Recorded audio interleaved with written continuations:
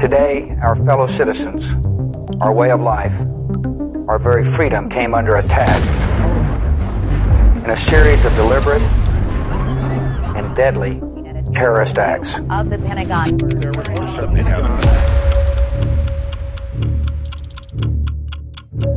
22 years ago, America saw its most horrific terror attacks ever on September 11, 2001.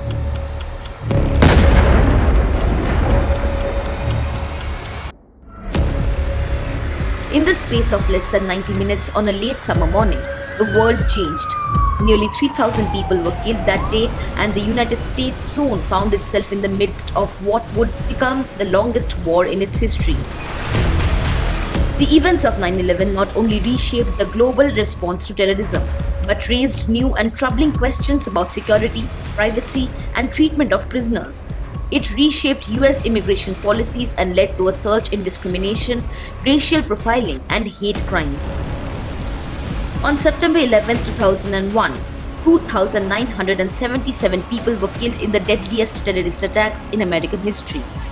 2 planes hijacked by Islamic jihadists vowing to kill all Americans plowed into both towers at the World Trade Center in New York. Another plane was flown into Pentagon in Washington, D.C.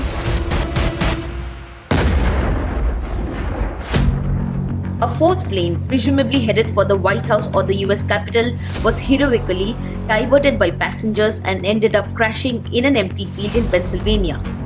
After reports of the first plane hitting the North Tower, millions watched the second plane hit the South Tower on live television. It was a terrifying, startling, and humbling event for America. The 9/11 attacks were the deadliest on American soil, and the sense of outrage was enormous. The attacks in New York occurred in the country's busiest city on a busy workday, and the staggered nature of the attacks meant that news footage captured almost everything as it happened, ensuring that millions of Americans saw the events precisely as they unfolded. On September 11, 2001, groups of attackers boarded 4 domestic aircraft at 3 East Coast airports, and soon after takeoff they disabled the crews. The hijackers then took control of the aircraft, all large and bound for the West Coast with full loads of fuel. At 8:46 a.m. local time, the first plane, American Airlines Flight 11, which had originated from Boston, was crashed into the North Tower of the World Trade Center in New York City. The second plane, United Airlines Flight 175, also from Boston, struck the South Tower 17 minutes later. At this point, there was no doubt that the United States was under attack. Each structure was badly damaged by the impact and erupted into flames.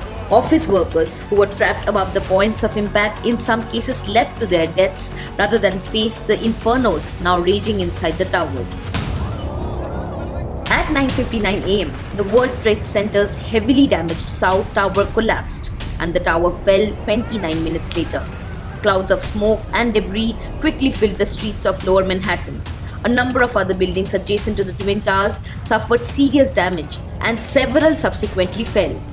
Fires at the World Trade Center site smoldered for more than 3 months. Although to many Americans, 9/11 seemed like a random act of terror, the roots of the event had been developing for years.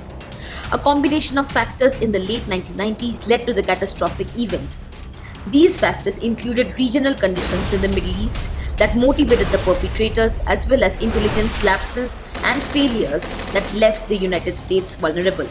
Osama bin Laden was relatively unknown in the United States before 9/11, even as he was becoming popular and gathering followers and fame in the Middle East during the 1990s. In 1988, he was one of the founders of Al-Qaeda, the militant Islamic terrorist organization that carried out the 9/11 attacks. Bin Laden called for indiscriminate killing of all Americans who, he claimed, were the worst thieves in the world today. Throughout the 20th century, a wave of secular nationalist revolutions swept through the Middle East, taking root in Egypt, Libya, Iraq, Yemen, and other countries. Young men who were struggling to find decent jobs and start their own families in corrupt oil states provided easy targets for radicalization. Bin Laden's message that America was the head of the snake and the root of all society's problems went down well with the discontented poor. By the mid-1990s, Bin Laden was the head of Al-Qaeda, a multifaceted and highly developed terrorist network carrying out attack after attack on Americans in the Middle East. It was a new type of terrorism to which the US intelligence agencies struggled to adapt. An attack such as 9/11 was totally beyond the imagination of the American intelligence agencies, which is why the country was caught completely unaware. The immediate response to 9/11 was the George W. Bush administration's war on terror, which began in Afghanistan as a retaliation against Al Qaeda for carrying out the attack. The Bush administration soon expanded the war on terror into Iraq, and the consequences of these wars continue to affect the Middle East to this day. The US-led coalition in Afghanistan dismantled the Taliban and Al-Qaeda infrastructure in 2001, captured 9/11 operational leader Khalid Sheikh Mohammed in 2003, and killed 9/11 mastermind Osama bin Laden in 2011. Although the CIA took 10 years to find bin Laden, US intelligence efforts targeted and eliminated terrorist leaders time after time. There were domestic long-term effects of 9/11 as well. Thousands of people struggle with cancer and lasting chronic health problems relating to the toxicity from Ground Zero, the site where the Twin Towers used to stand. The September 11 attacks also changed American air travel as airlines began to require stringent security checks designed to prevent the types of weapons the hijackers used from slipping through. Finally, the 9/11 attacks resulted in changes to the federal government and an expansion of executive power. A new cabinet department, the Department of Homeland Security, was created.